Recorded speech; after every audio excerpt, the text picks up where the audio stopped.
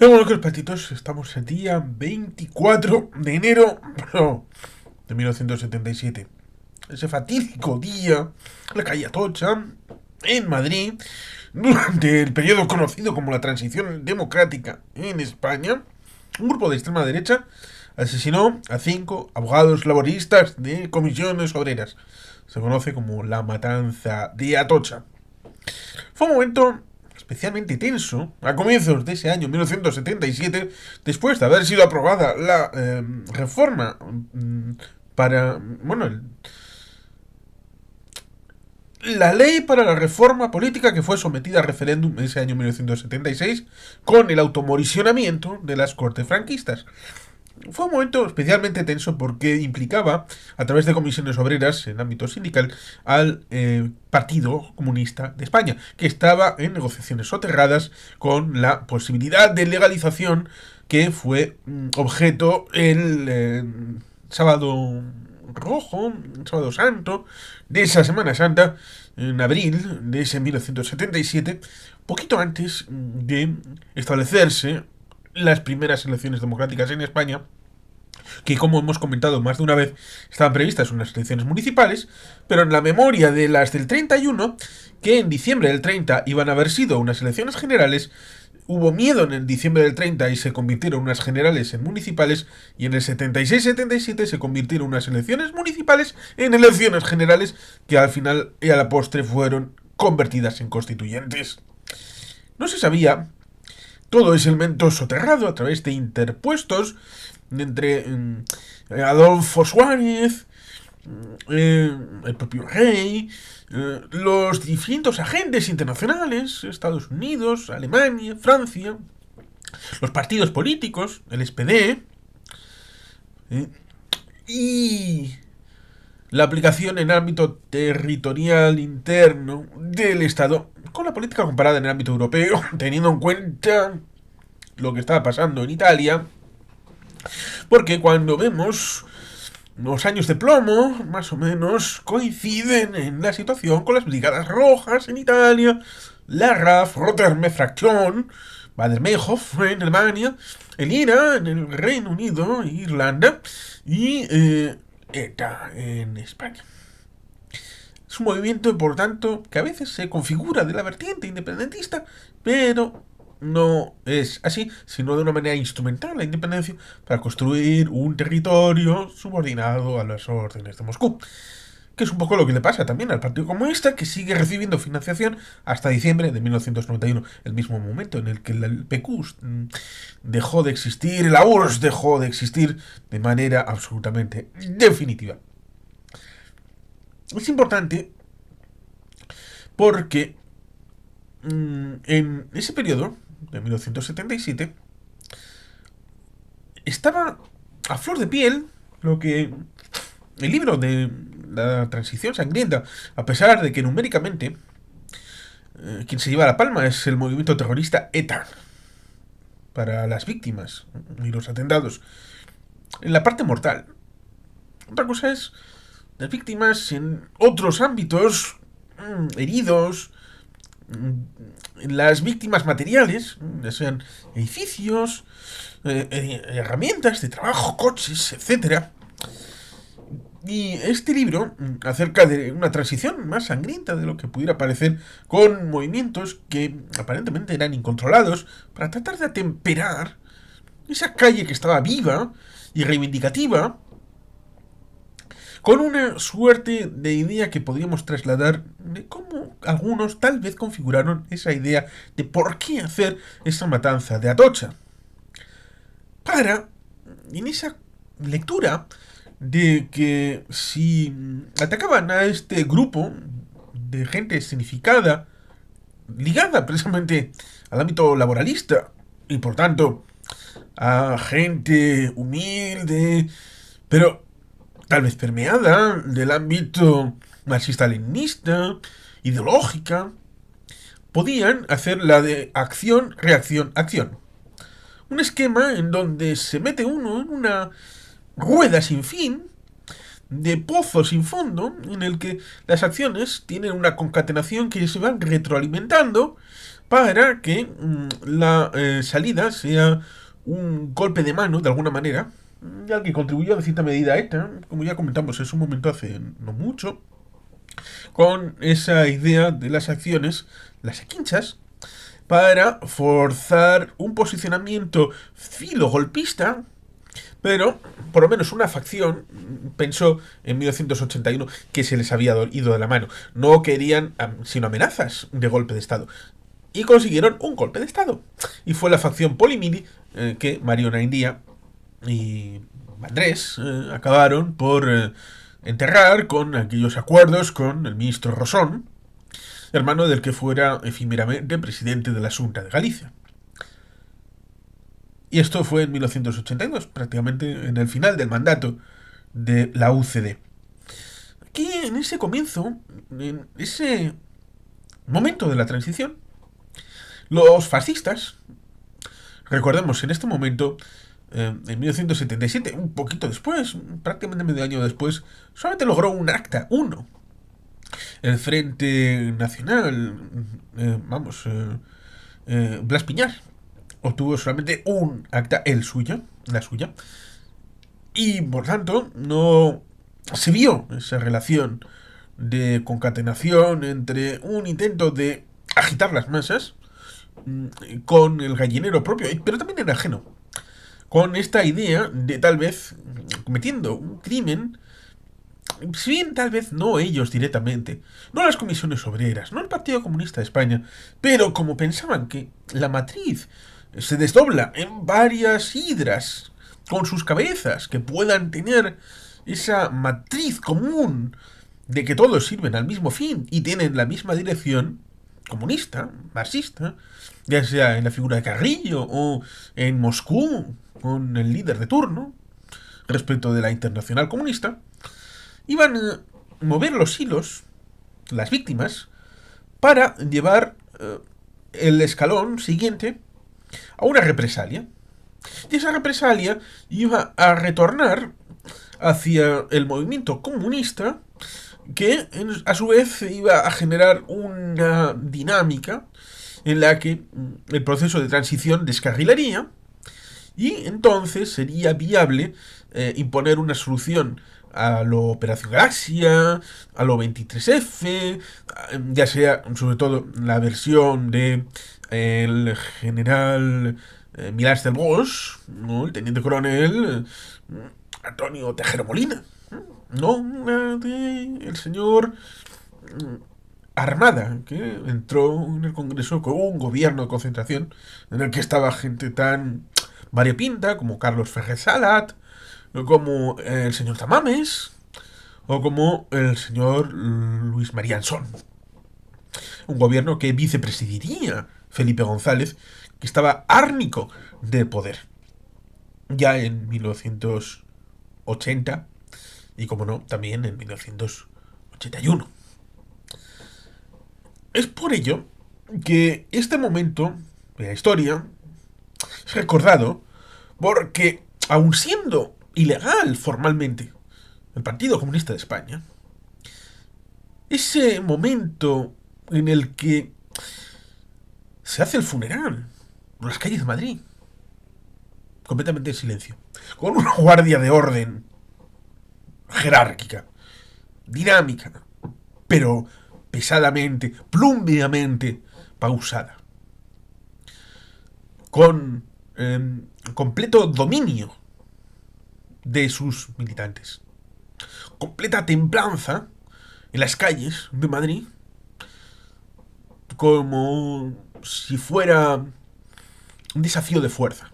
un desafío cumplido, una asignatura cumplida por el propio Partido Comunista y por Carrillo, para demostrar que aun en los momentos de tensión y de apretar los dientes eran capaces de mantener prietas las filas y que no hubiera ningún descontrolado, hacer ninguna locura y ser absolutamente leales a los principios básicos. Dicen algunos que esta matanza de Atocha, más que al final acabar alimentando esos descarrilamientos, fue fundamental para poner a algunos en el frontispicio de su espejo de la realidad la mirada de que estos comunistas eran de fiar,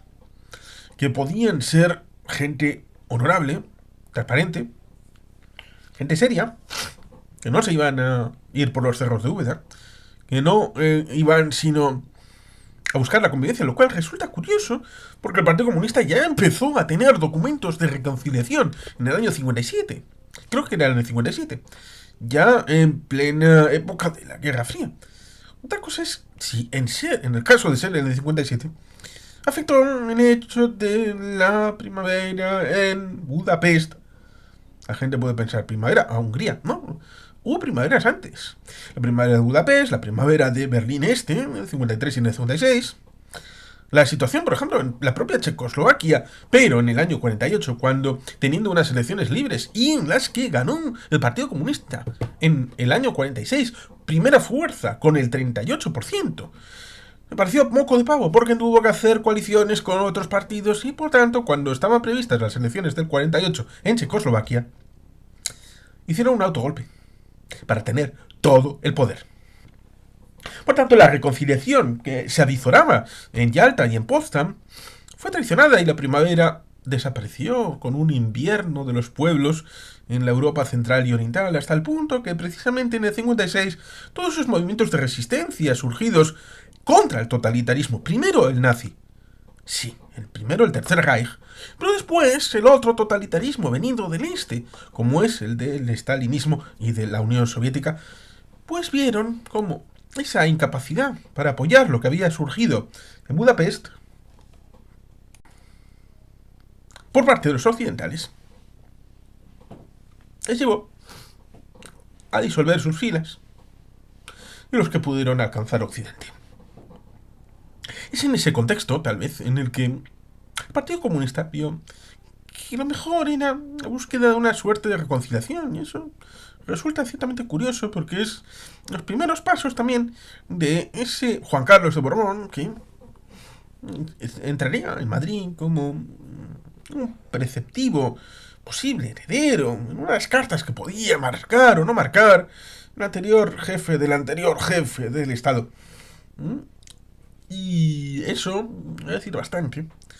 debido a que hasta el último momento no hubo sino una carta también con el Alfonso Dampierre, el marido de Carmencita, que podía ser una opción. Por supuesto no, Carlos Hugo había sido expulsado en el año 68-69 de España y se metió con el socialismo autogestionario. Por tanto, este es un elemento interesante para la retrospectiva acerca del pasado, tanto inmediato como remoto, la propia situación de los miembros de comisiones obreras y del Partido Comunista, porque resulta curioso recordar un pequeño detalle. Comisiones obreras en cierta medida, y esto, alguien como José Luis Uriz lo ha concretado, siendo miembro histórico de comisiones obreras, casi 50 años siendo miembro de comisiones obreras, lo ha ratificado el hecho de que Comisiones Obreras se infiltró en el sindicato vertical para intentar tomar el poder del sindicato vertical desde dentro. Luego, cuando se empezaron a legalizar partidos y sindicatos, en el ámbito sindical, una cuestión bastante curiosa. UGT propugnaba en un retorno a un pluripartidismo, lo cual resulta ciertamente curioso porque esto no casaba muy bien con la propia historia de UGT, porque en el periodo de la República llegaron con un plus extra que no confesaron. ¿Por qué lo digo? Porque en el 23 al 30, cuando estaba Primo de Rivera, el Largo Caballero estuvo en el Consejo de Estado y era el doble sombrero del Partido Socialista, pero también de UGT. La CNT fue laminada y la UGT prevaleció, saliendo con fuerza de la dictadura de Primo de Rivera. Por tanto, esa legitimidad del discurso respecto de vamos a hacer un ámbito pluripartidista en la época de la transición, frente al planteamiento de establecer un único sindicato que sustituyera al sindicato vertical, tal vez una propuesta de utilización de las comisiones obreras como un aglutinante en el que se sumaran todos esos otros sindicatos que pudieran haber sido clandestinos igualmente en la época franquista. UGT propugnaba algo distinto porque, claro, era un sindicato distinto y no quería imbuirse dentro del esquema estructural de comisiones. A diferencia de lo que había pasado, como digo, en el periodo de Primo de Rivera y la entrada en el periodo de la Segunda República en España. La historia es bien curiosona, a veces pues da estas pequeñas lecciones. En el ámbito del Partido Comunista, por lo tanto, había una suerte de situación que luego se verificó. Por ejemplo, Cercas lo verifica en su libro Anatomía de un instante, que el señor Carrillo tenía una cierta idea de que para haber una transición ordenada tenían que ser también los extremos, no exactamente los extremos, pero sí un amplio espectro que pudiera dar sostén a las políticas que fueran saliendo. Un pequeño varpalo, un correctivo, hubo en las elecciones del 79, pero siguió teniendo esa idea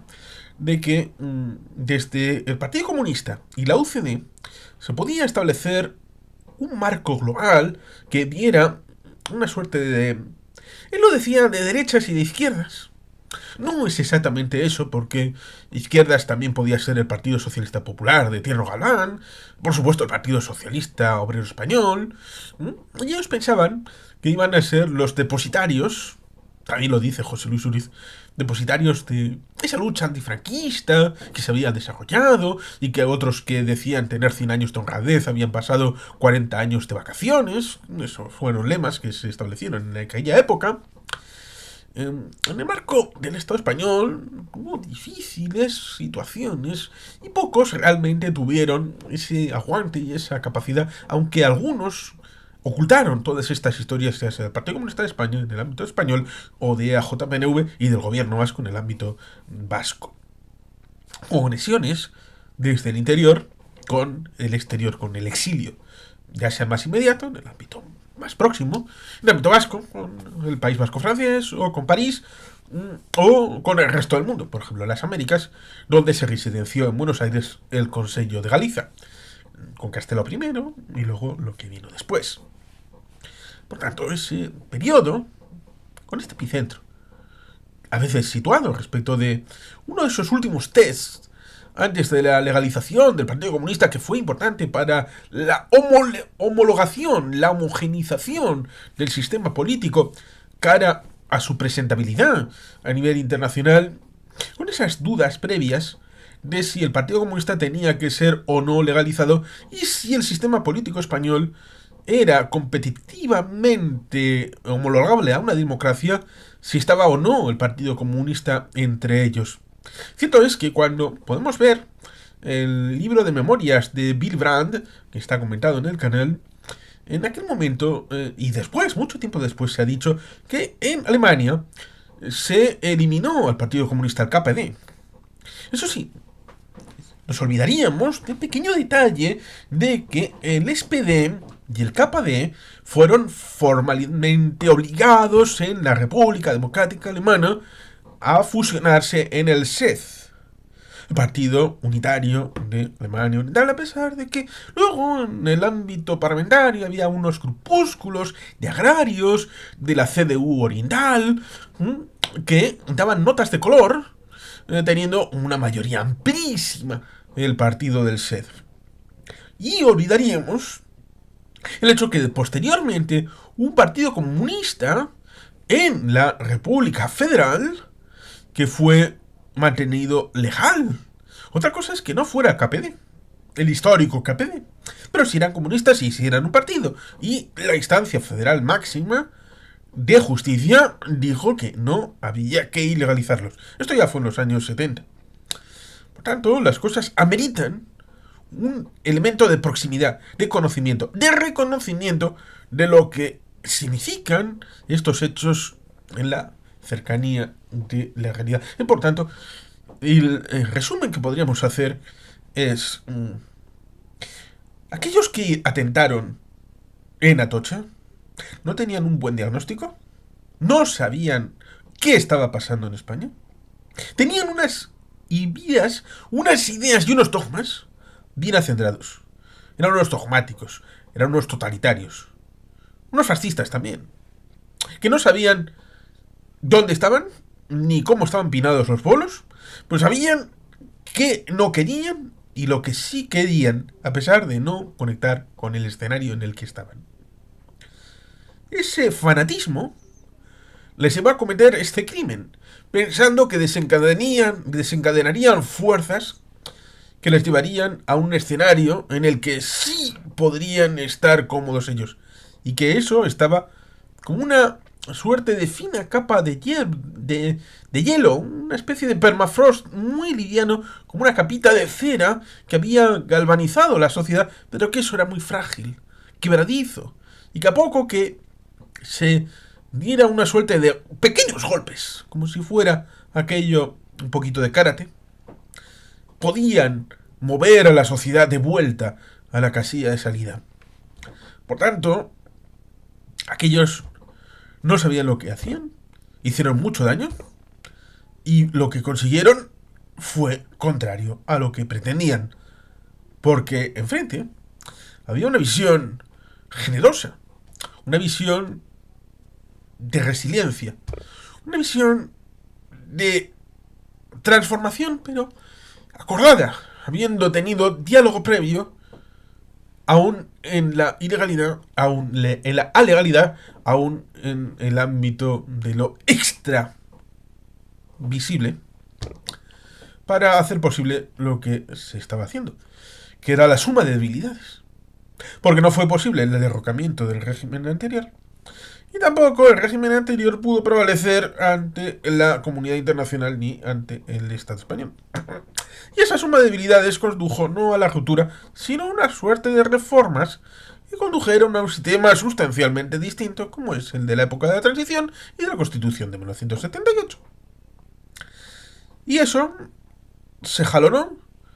con pasos como el de el 24 de enero de 1977, no con el atentado, sino con la reacción frente al atentado, el posicionamiento frente al terror, el posicionamiento ante los terroristas. Otra cosa es hasta qué punto se reaccionó judicialmente a las personas criminales, tanto materialmente como intelectualmente, qué recorrido se le tuvo. Como por ejemplo a cierto elemento que estaba vinculado por ahí y que acabó en Brasil, y es un hilo que ha durado muchas décadas, hasta reciente, y que ha tenido mucho coleaje. Pero bueno, en fin, memoria, reparación. Y sin más, queridos patitos, es que el casco, agur, verobat, Betty Gelpian.